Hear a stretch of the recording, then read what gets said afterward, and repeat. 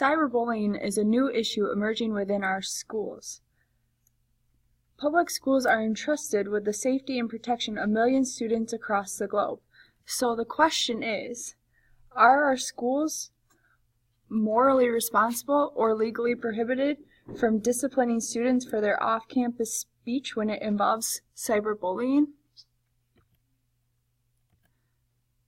With technology at our fingertips and an overload of social media, cyberbullying has arisen as a major problem in schools, and it's a problem that needs to be addressed, targeted, and combated.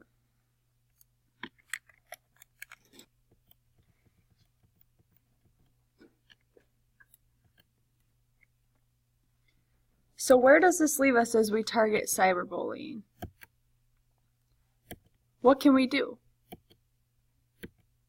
Well, there are two main stances.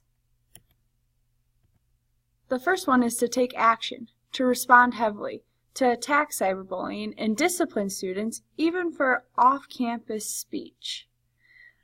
But some don't hold that opinion, and they think that off-campus speech should be protected, and that we should take caution and remember that there's the freedom of speech, and that the First Amendment rights are some of the rights held most dearly by all of our citizens, and that schools need to not violate those and tread carefully.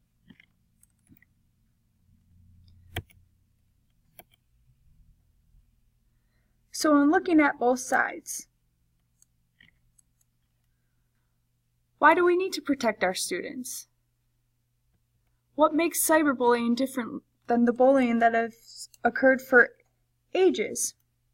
Well, recently it was reported that children and young people under 25 who become victims of cyberbullying are more than twice as likely to enact in self-harm and attempt suicide than non-victims.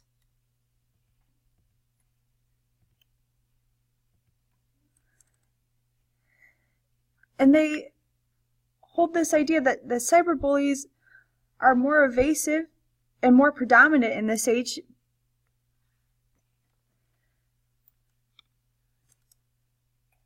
because they can hide behind their screen and can victimize a greater number of targets in front of a large audience without significant risks. In fact, there's a huge lack of accountability, all the while instilling fear and terror more so into their victims. In order to take action against this, schools are responding and reacting to cyberbullying, and there have been many court cases regarding it. For instance, the Wisniewski decision set a precedent that schools had a right to discipline students for off-campus speech if it is reasonably and foreseeable that the speech would reach school and cause a substantial disruption to the school environment. Cyberbullying has become such a great issue that 49 of the 50 states have adopted some type of anti-bullying legislation aimed at either suggesting or mandating action on the part of the public school. So does that imply an obligation and duty? Well, educators are often referred to and quoted as the gatekeepers to what goes on in the classroom, and they're instrumental in cultivating a positive or negative school culture. When they're entrusted with the hearts, minds, and well-being of our youth, it makes sense and is reasonable that they would hold a significant role in preventing cyberbullying and promoting positive online behaviors. Teachers can take steps to fight this in the classroom by exploring technology, developing curriculum, and writing lesson plans that involve students using online resources and social media appropriately. They can teach digital citizenship and model positive use of online technology.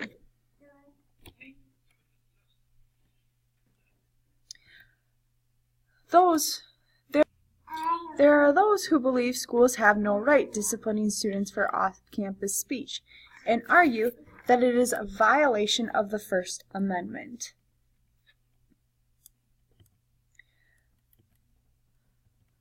The road paving case of Tinker v. Des Moines found that students do not shed their constitutional rights or freedom to speech or expression at the schoolhouse gate. Those who oppose the schools disciplining students for off-campus speech advocate that regulating off-campus student speech violates their First Amendment.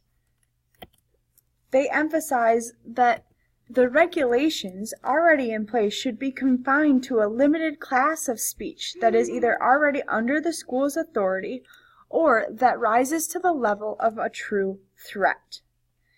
Anything more is considered to be too broad of an infringement, and it sweeps too much speech that should be considered protected.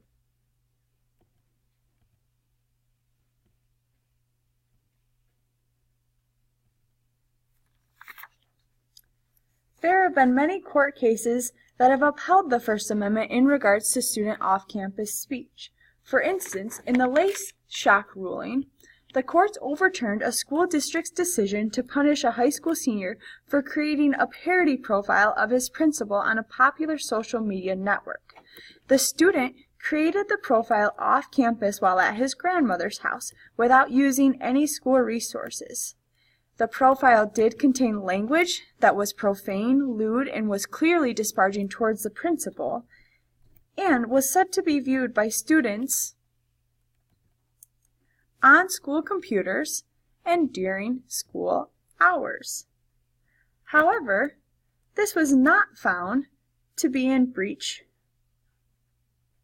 of the standards set by Tinker or Wisniewski to pass the substantial disruption test.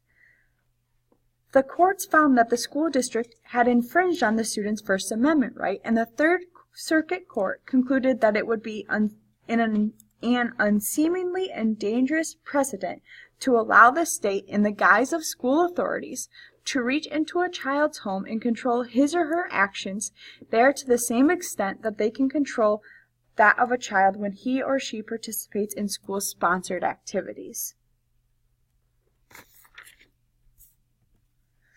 So as you can gather, this issue is not merely open and shut. In fact, many of the court's rulings on off-campus student speech have been unclear and at times even contradictory of one another. The court uses rulings from Frazier to address vulgar, lewd, obscene, and plainly offensive speech,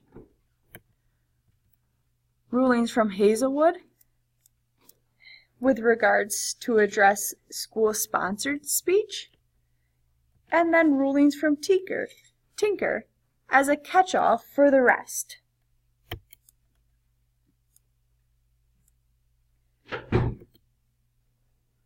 Additionally, there is no clear standard as to what classifies as a substantial disruption that was noted earlier. One court held that a substantial disruption requires something more than a mild distraction or curiosity created by the speech, but need not rise to the level of complete chaos.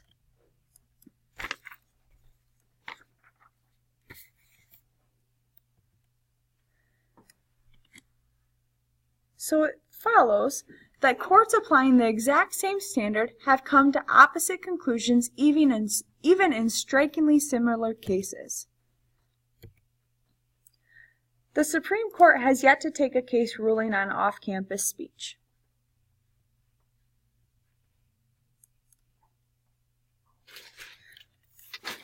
So where does that leave us? Teachers and schools have a duty and a responsibility to keep students safe.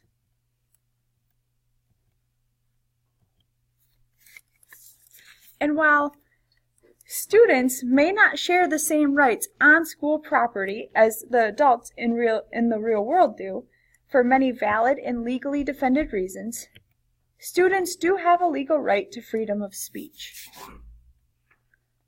Until the time comes where the Supreme Court weighs in and makes a final decision on this issue, schools must put their best foot forward and continue to teach students digital citizenship, all the while serving as role models by demonstrating what responsible and appropriate online behavior looks like. Moreover, schools cannot merely choose to ignore this devastation being caused by cyberbullying. They must protect their students and the staff from the tragedy that cyberbullying produces. The following references were used in creating this presentation.